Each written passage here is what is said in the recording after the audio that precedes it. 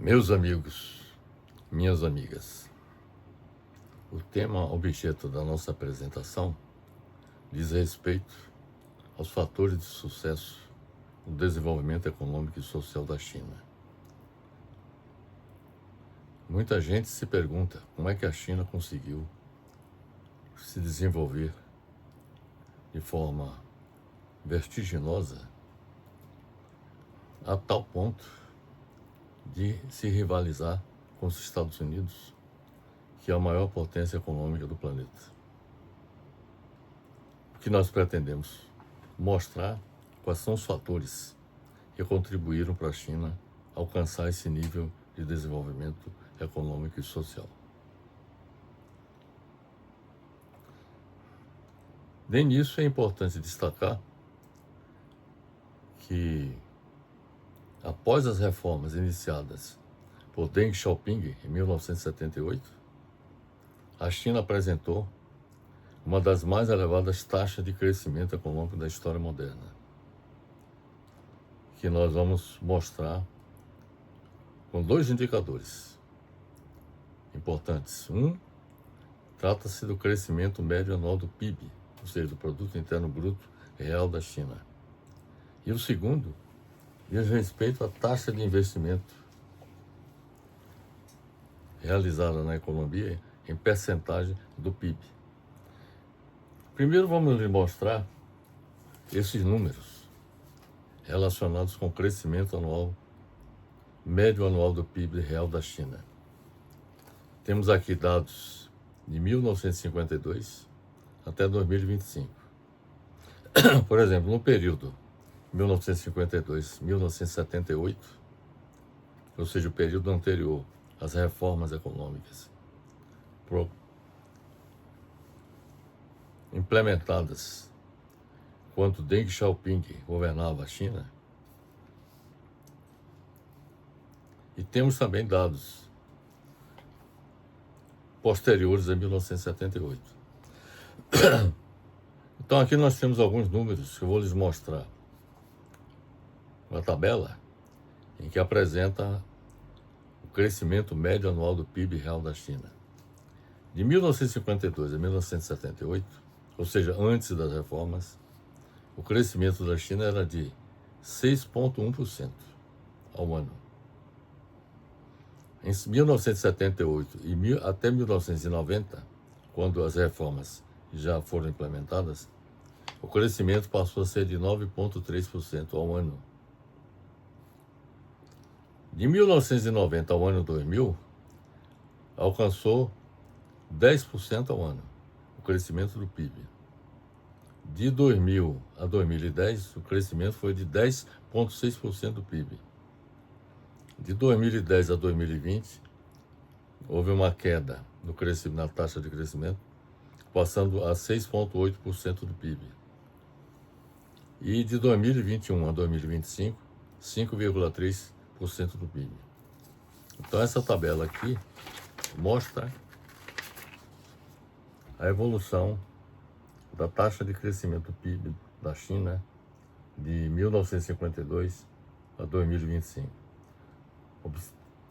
Depois nós vamos lhes mostrar, fazer a comparação entre essas taxas de crescimento ou com de vários países do mundo. Eu começaria, por exemplo, comparando esses números, taxas de crescimento dominante no período, em torno de 10% ao ano, e aí nós vamos comparar, por exemplo, Estados Unidos. O crescimento médio anual forte girou em torno de 2,5% a 3% na década de 90 nos Estados Unidos. Foi o maior crescimento econômico dos Estados Unidos, que foi de 1990 na década de 1990. E atualmente se estabilizou na taxa de crescimento de 2% ao ano. Então, se você compara os 10% da China e até mesmo os 5% da China, que foi o último indicador que nós apresentamos, supera amplamente a taxa de crescimento econômico dos Estados Unidos. E, por exemplo, no ano de 2025, a taxa de crescimento dos Estados Unidos foi de 2,1% ao ano. A Alemanha, após a reunificação da Alemanha no início da década de 90, que gerou picos superiores a 5% ao ano, a Alemanha estabilizou com taxas modestas, oscilando frequentemente entre 1% e 2% ao ano. Aí você compara esses números com a taxa de crescimento da China, entre 5% e 10%, sendo predominantemente durante o período 10% ao ano. O Japão passou de taxas asiáticas altíssimas, o Japão já teve taxas altíssimas, para uma estagnação persistente e deflação, com médias anuais abaixo de 1% ao ano. É a taxa de crescimento do Japão, abaixo de 1% ao ano. A Coreia do Sul teve forte processo de industrialização e exportação, mantendo taxas de crescimento robustas. Veja bem, acima de 4% a 5% em grande parte do período. Veja bem, 4% a 5%. Não chegava nem perto dos 10% da China. E, além disso,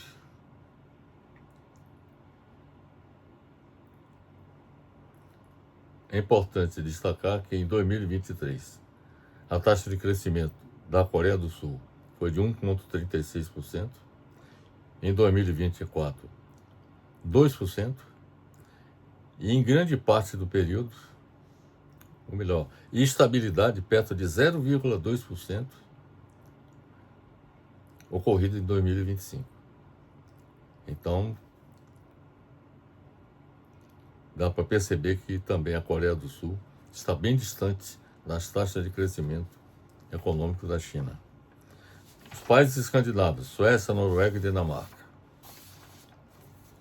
apresentam alta estabilidade e crescimento constantes, com forte foco em inovação. A média histórica fica na faixa de 1,5% a 2,5% ao ano, distante dos 5% ou 10% na China, sobretudo dos 10% que predominou durante o período na China. O Brasil apresenta taxas voláteis, com média próxima de 2,4% ao ano.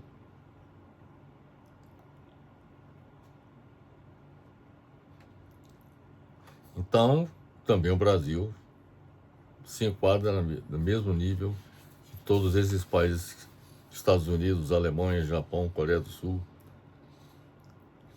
os próprios países escandinavos, quer dizer, taxas baixas comparadas com as taxas de crescimento alcançadas pela China de 1952 a 2025.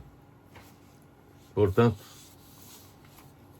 dá para perceber que dá para explicar por que a China alcançou esse patamar de desenvolvimento que rivaliza com os Estados Unidos.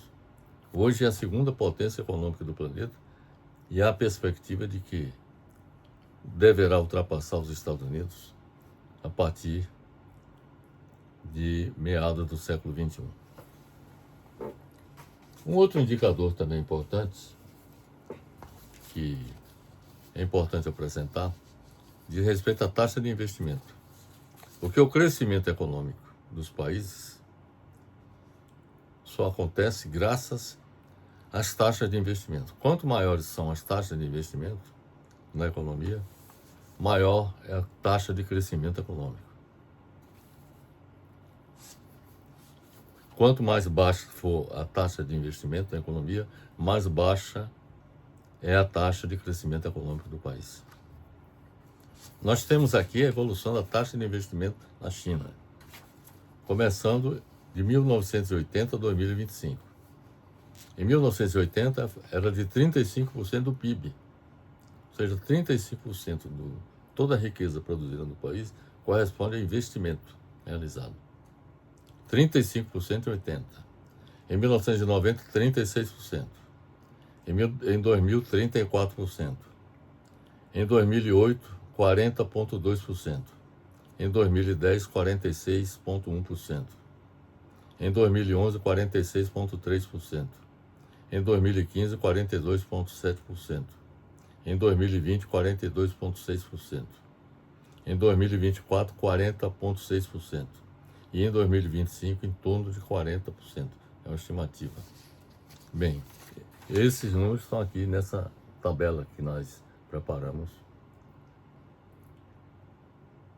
E são dados que nós obtivemos junto, tanto do crescimento do PIB quanto da taxa de investimento, nós obtivemos através do FMI, dados do FMI, do Banco Mundial e também do Bureau de Dados da China, do Bureau Nacional de Dados da China.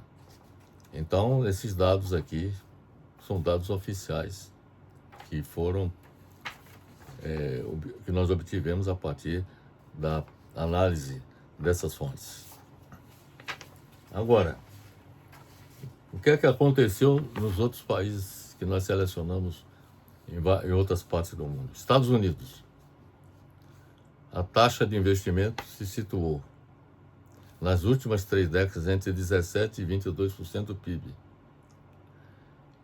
E em 2025, entre 17,5% e 18% do PIB. Quer dizer, muito distante dos 40% do PIB que a China investiu no desenvolvimento de sua economia. A Alemanha, a taxa de investimento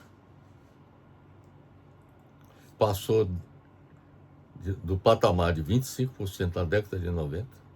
A Alemanha já investiu 25% na década de 90. E atualmente, em 2024 e 2025, correspondeu a 20% a 21% do PIB. Quer dizer, a metade da taxa de investimento da China. O Japão sofreu uma queda secular desde os anos 1990, quando a taxa ultrapassava 30% do PIB. O Japão, por exemplo, chegou a ultrapassar 30% do PIB. E isso explica o milagre japonês que aconteceu depois da Segunda Guerra Mundial. Em 2024 e 2025, estabilizou-se na faixa de 26% a 27% do PIB. A Coreia do Sul. A taxa de investimento entre 1990 e 2000 chegou a registrar picos acima de 40%. A Coreia do Sul chegou a investir até cerca de 40% do PIB de 1990 a 2000. Em 2024 e 2025, a taxa caiu para 29% a 30%. Os países escandinavos, a Suécia, Noruega e Dinamarca. Na Suécia, a taxa gira em torno de 24% a 25% do PIB. Na Noruega, entre 23% a 26% do PIB. E na Dinamarca, entre 21% e 22%. Isso em 2025. E o Brasil apresenta um histórico crônico de baixa taxa de investimento, se comparado à maior parte dos países do mundo, flutuando abaixo da média mundial. Observe bem isso. Entre 1990 e 2025, a taxa variou entre o mínimo histórico de 14,3% e o pico de 21,5% em 2010, estabilizando-se na faixa de 16% a 17%. A taxa de investimento que nós, de 2025, que nós conseguimos obter, corresponde a 16,8% do PIB, muito distante das taxas chinesas e até dos outros países que nós apresentamos. Aqui nós temos um gráfico que mostra como a taxa de investimento no Brasil aconteceu ao longo da sua história. Por exemplo, a partir de 1930, quando houve o processo de industrialização do Brasil, teve início o processo de industrialização do Brasil, a taxa de investimento, por exemplo, em 1930 era de 7% do PIB. E alcançou, 27% do PIB em 1990. Mas a partir de 1990 passou a haver uma queda na taxa de investimento, a tal ponto que chegou a 16,8% do PIB. Então isso aqui é um gráfico que mostra como evoluiu a taxa de investimento da economia brasileira. Por exemplo, aqui em 1930, expandiu aqui de 7% a 27%, mas depois passou a haver uma queda na taxa de investimento, a tal ponto que hoje nós temos uma taxa de investimento muito baixa, 16,8%, comparado com outros países do mundo. E, sobretudo, comparado com a China, que é disparado o país que mais investe na expansão de sua economia.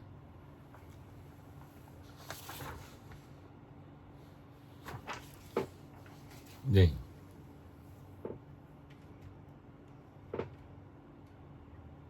nós vamos apresentar uma figura em que mostra os dois indicadores, tanto a taxa de crescimento anual do PIB, como a taxa de investimento anual em percentagem do PIB da China de 1949 a 2025.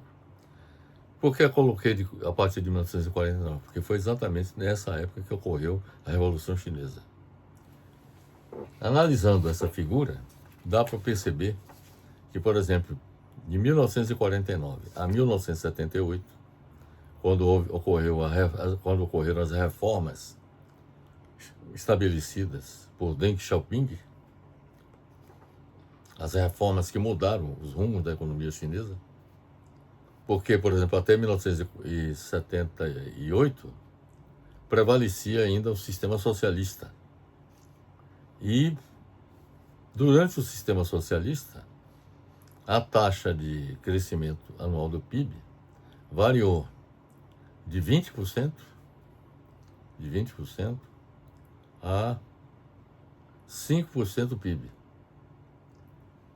Quer dizer, variou de 20% a 5% do PIB. Houve, digamos assim, durante esse período, uma queda na taxa de crescimento do PIB.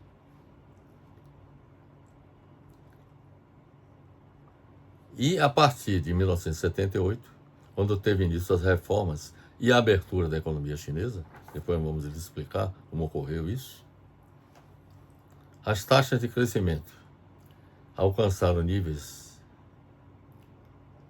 elevados, alcançando 10% ao ano. Por exemplo, em 1985 e 82, alcançou também 10% ao ano em 2007, mas começou a haver um declínio na taxa de crescimento da economia a partir de 2007, quando ocorreu a crise mundial, o sistema capitalista mundial, em 2007, a China sofreu o impacto dessa crise e isso significou uma queda no crescimento econômico da própria China. Isso vou lhes mostrar no gráfico logo a seguir. Com relação à taxa de investimento, durante o período em que prevalecia o sistema socialista, com Mao Tse-tung no poder, a taxa de investimento se situava na faixa de 2 a 4% do PIB. Era muito baixo a taxa de investimento. Mas a partir de 1978 houve um crescimento vertiginoso da taxa de investimento, que alcançou patamares da ordem de 40% do PIB, conforme nós lhes mostramos há pouco. Mas a partir de 2012, começou a haver uma queda na taxa de investimento da economia. E depois vamos lhes explicar por que isso aconteceu.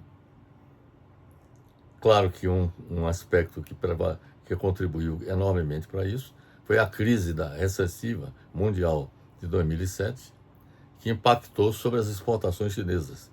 Então, na medida que as exportações chinesas diminuíram em função da crise global, isso impactou sobre tanto o crescimento do PIB, como também sobre a taxa de investimento na economia chinesa. Então, aqui nós temos esse gráfico, essa figura que mostra exatamente o que aconteceu de 1949 até 2025. Em vermelho está o crescimento do PIB, está em vermelho. E em azul é a taxa de investimento da economia. Então, essa taxa de investimento é que deu sustentação ao crescimento econômico que aconteceu na China de 1978, que é esse período aqui, até 2025. Mas o crescimento econômico mesmo aconteceu até o ano de 2007, que, como eu lhes falei, foi um fator que contribuiu para essa queda, tanto do crescimento econômico da China, como também a queda na taxa de investimento.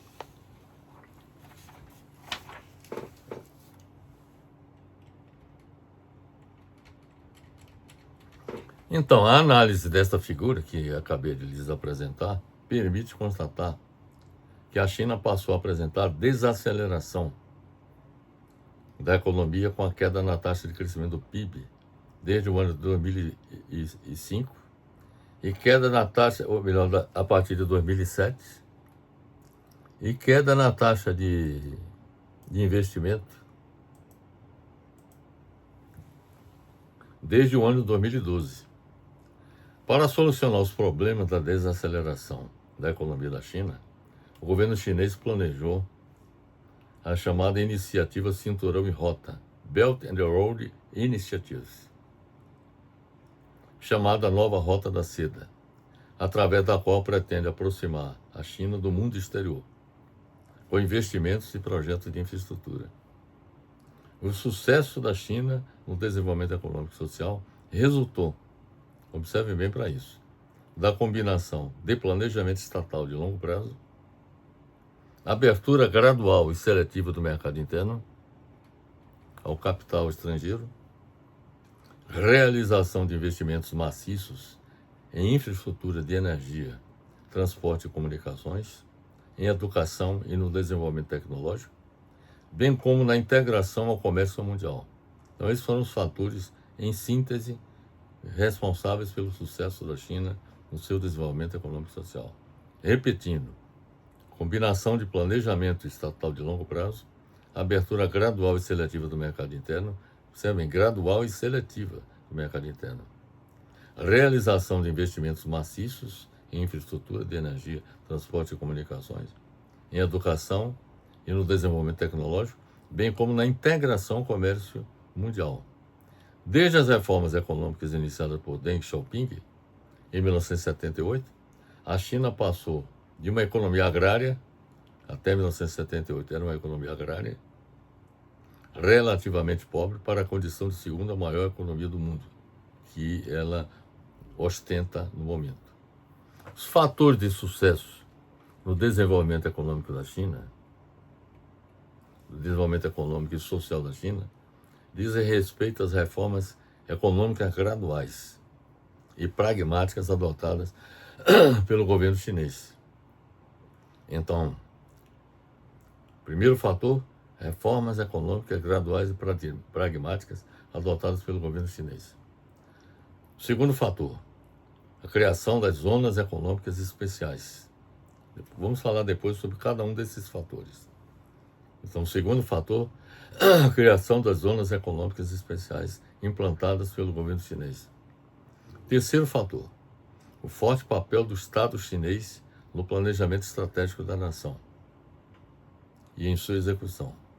O quarto fator, a realização de investimentos massivos na infraestrutura de energia, transporte e comunicações.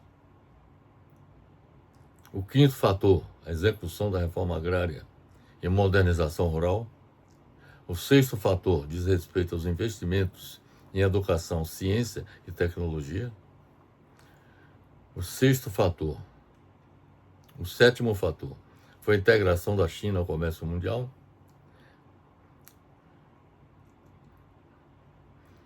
O oitavo fator foi a redução da pobreza. E o nono fator foi a estabilidade política e continuidade administrativa. Cada um desses fatores de sucesso no desenvolvimento econômico e social da China, nós vamos abordar cada um deles agora, a partir deste momento.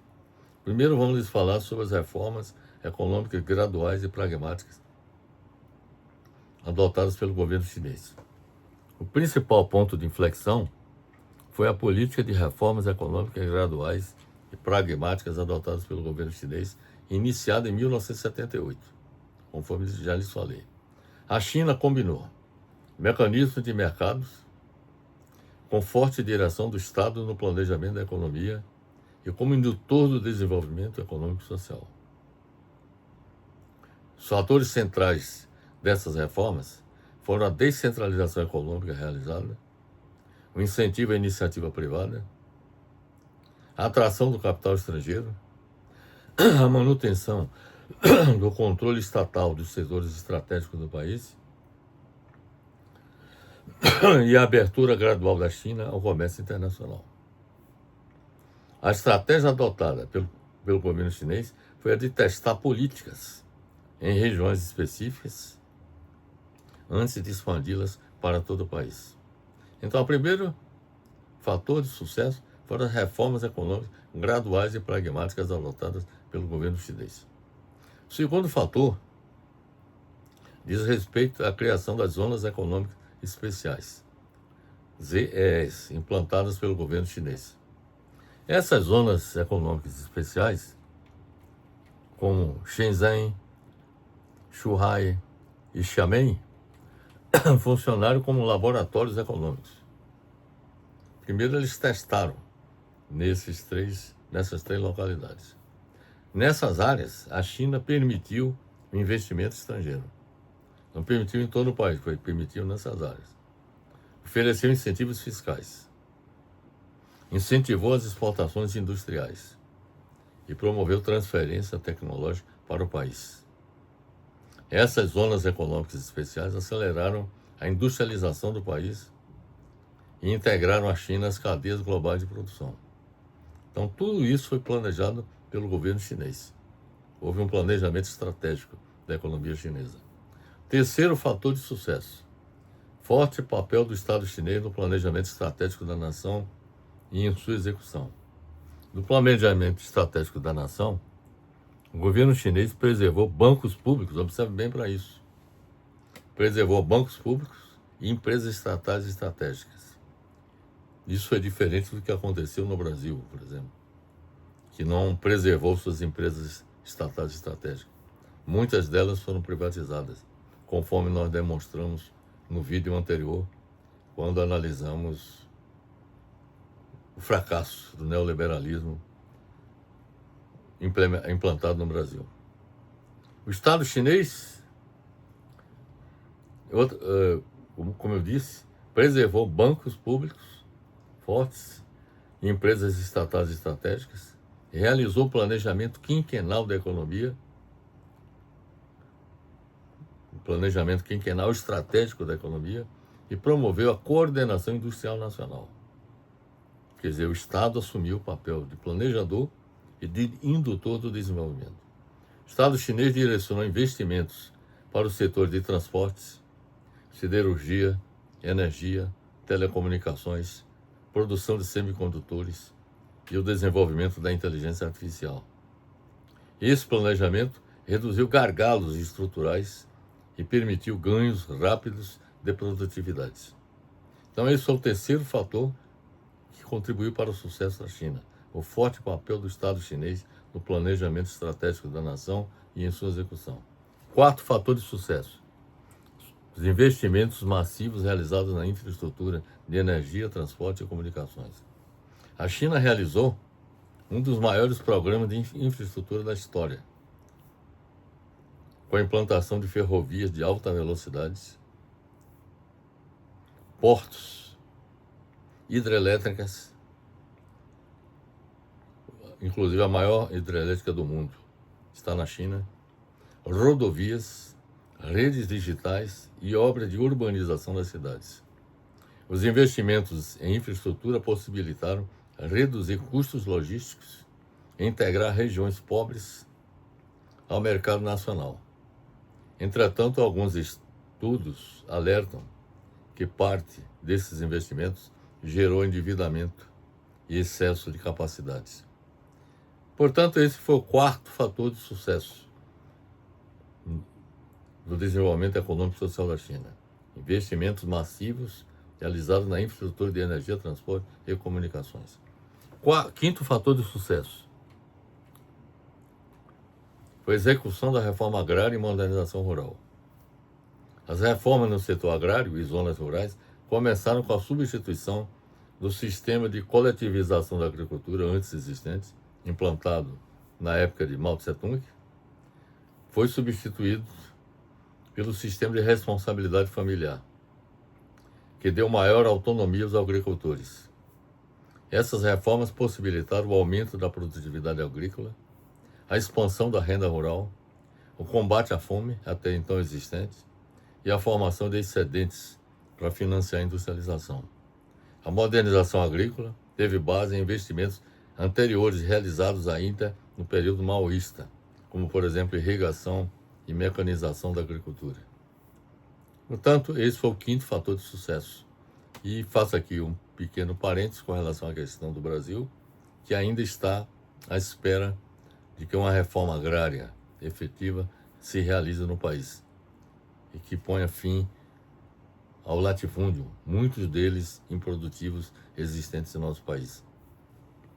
O sexto fator de sucesso da China, no desenvolvimento econômico e social da China, foram os investimentos em educação, ciência e tecnologia.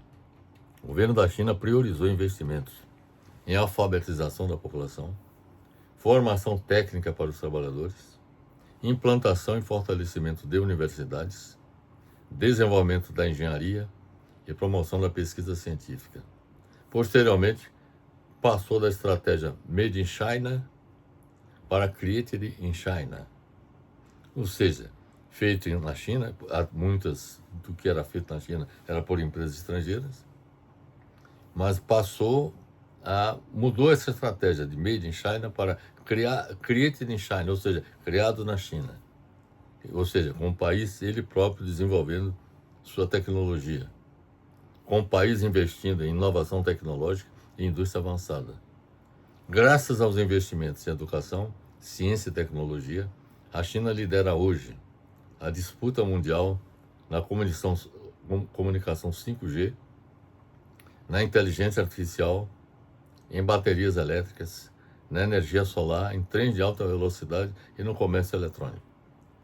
Todos esses setores têm a presença marcante da China e ela é líder em todos esses setores. O sétimo fator de sucesso no desenvolvimento econômico e social da China diz respeito à integração da China ao comércio mundial. A entrada da China na Organização Mundial do Comércio, a OMC, em 2001, consolidou sua integração global. O país tornou-se o principal exportador mundial. É quem mais exporta no mundo é a China. E esse foi um dos fatores determinantes do crescimento econômico que a China alcançou.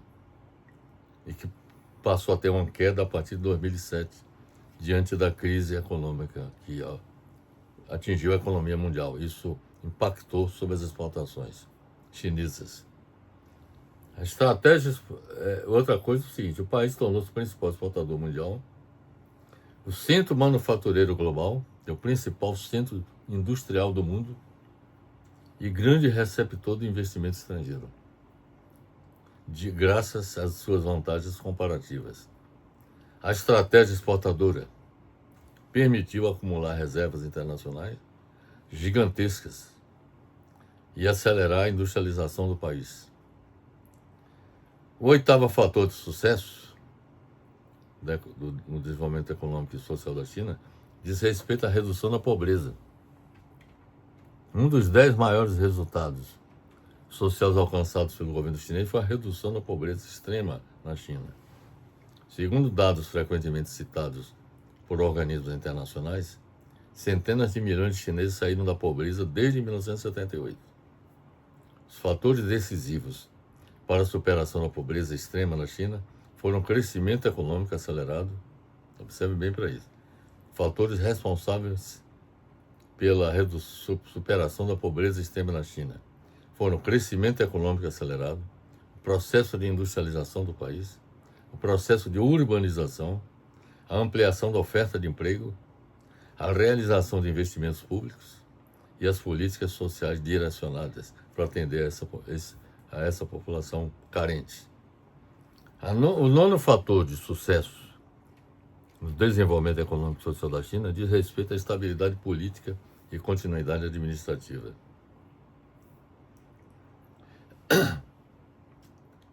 Que se mantém ao longo de décadas. Apesar de mudanças políticas internas, houve permanência dos objetivos governamentais relacionados com a busca do crescimento econômico sustentado, a modernização tecnológica, o fortalecimento nacional e o combate à pobreza na China. A estabilidade política e institucional favoreceu a realização de investimentos de longo prazo e a execução contínua de políticas públicas. Agora nós vamos chegar às conclusões com o resultado de nossa pesquisa sobre o desenvolvimento econômico e social da China. O que nós podemos afirmar, em síntese, é que o sucesso econômico e social da China decorreu da combinação singular de planejamento estatal estratégico, abertura gradual e seletiva do mercado interno, forte investimento em infraestrutura, industrialização orientada à exportação, atração do capital estrangeiro, modernização agrícola, investimento em educação e desenvolvimento tecnológico, estabilidade política e continuidade administrativa. Diferentemente do modelo socialista soviético, a China construiu um sistema econômico híbrido de socialismo e capitalismo, frequentemente definido como socialismo de mercado, com características chinesas. Com o Estado chinês atuando no planejamento da economia e como indutor do desenvolvimento econômico e social. Quer dizer, na realidade, é o governo que é responsável pelo planejamento da economia e para induzir o próprio desenvolvimento econômico e social. Diferentemente, por exemplo, de países como o Brasil, em que as forças do mercado é que são determinantes do próprio desenvolvimento econômico e social do país. Apesar do sucesso econômico e social da China alcançado pela China, o modelo chinês de desenvolvimento apresenta ainda problemas importantes que precisam ser resolvidos.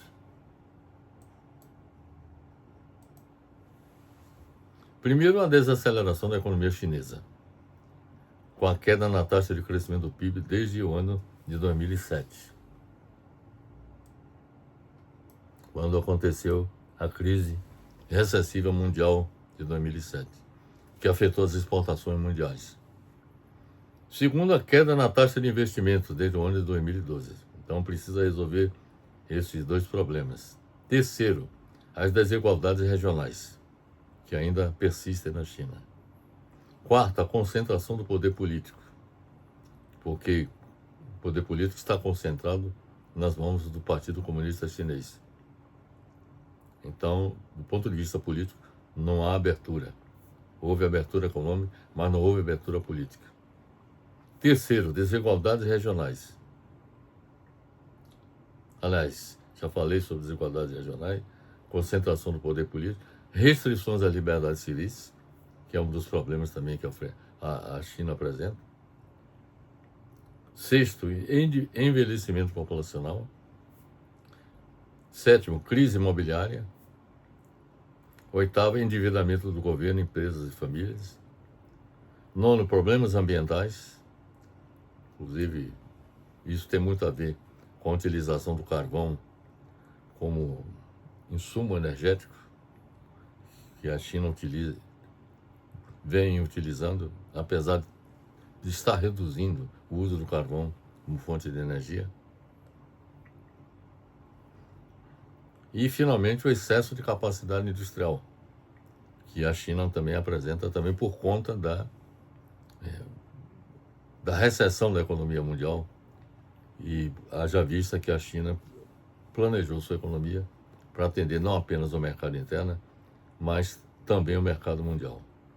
Então, esse excesso de capacidade industrial tem a ver com esse fato. A crise econômica mundial que fez com que as exportações mundiais caíssem significativamente.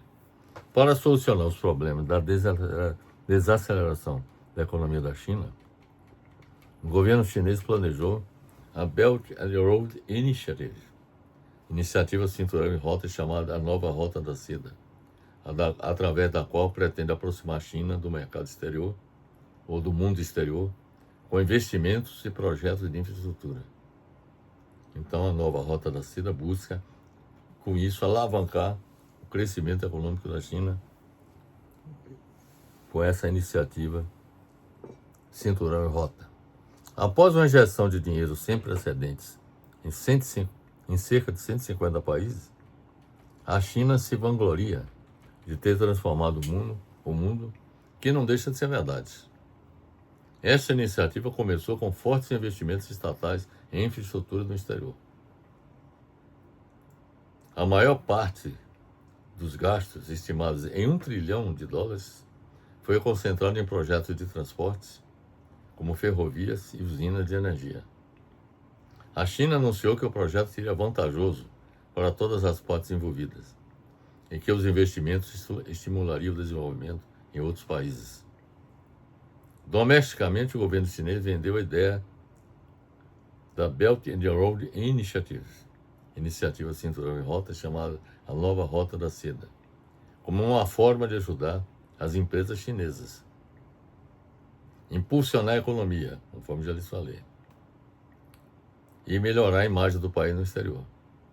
Uma série de acordos trouxe acesso a mais recursos, como petróleo, gás e minérios, especialmente com iniciativa na África, América do Sul e Oriente Médio. O Brasil, por exemplo, é um dos países que tem mais se articulado com a China e muitos dos investimentos chineses estão sendo realizados no país. Cerca de 19,1 trilhões de dólares em mercadorias foram comercializadas entre a China e os países da Nova Rota da Seda na última década. Então, meus amigos, é isso que eu tinha para lhes falar sobre os fatores de sucesso no desenvolvimento econômico e social da China. E eu acredito que muita gente gostaria de saber exatamente por que a China alcançou esse nível de desenvolvimento. E aí tem muitos ensinamentos que deveriam ser utilizados por países como o Brasil. Bem, para efeito da realização dessa nossa apresentação, nós precisamos várias obras, como, por exemplo, How China Escaped the Poverty Trap, como a China escapou da armadilha da pobreza. E esse é um livro publicado por UN Inc. e foi publicado pela Cornell University Press em 2016. Um outro livro que nós analisamos foi um livro de Daniel Bell, The China Model, Political Meritocracy and the Limits of Democracy. E isso foi publicado pela Princeton University Press em 2016. Pesquisamos um outro livro, de Ezra Vogel.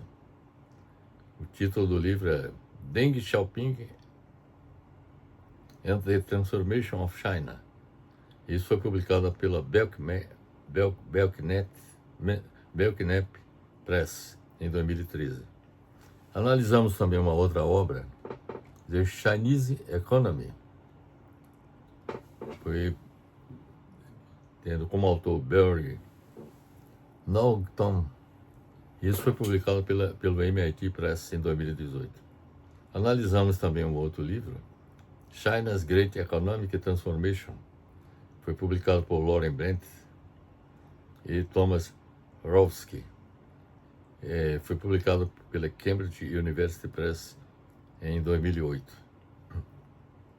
Analisamos o artigo de Luiz Fernando Moncelin Sperancetti, As 4 Modernizações do Processo Reformista Chinês entre 1978 e 1992. Isso está disponível no site revistas.pucsp.br. Analisamos também o artigo de Luiz Felipe Lopes Milaré e Antônio Carlos Diegues. O artigo tem como título Contribuições da Era Mao Tse-tung para a Industrialização Chinesa. Isso está disponível no site www.cielo.br. Analisamos também o artigo de Heinrich Thorsten Yang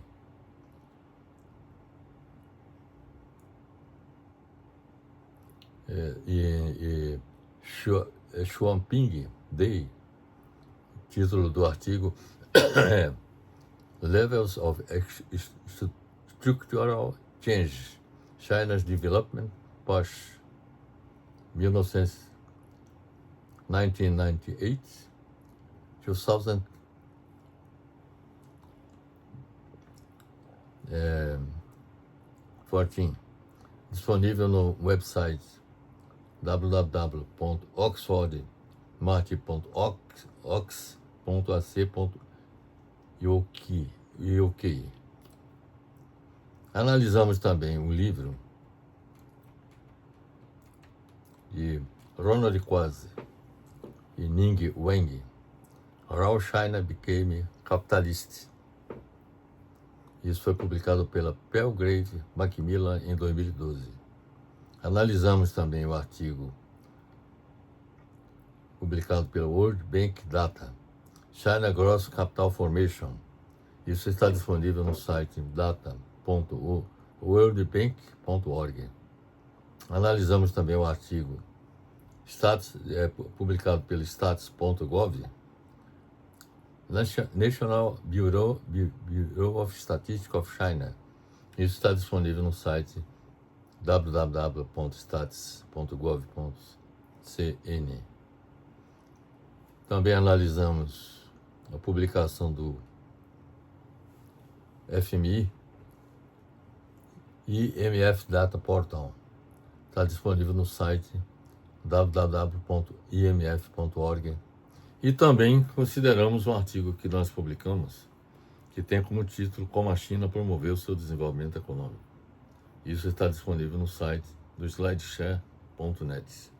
Portanto, meus amigos, é isso que eu tinha a lhes apresentar. E eu achei importante trazer para todos vocês nossa visão sobre como ocorreu o extraordinário desenvolvimento econômico e social na China, que muita gente sabe que a China se tornou a segunda potência econômica do planeta, mas muita gente não tem a mínima ideia de como isso aconteceu. E isso daí nos permite comparar como aconteceu o desenvolvimento da China com o que aconteceu no Brasil. No vídeo anterior, nós abordamos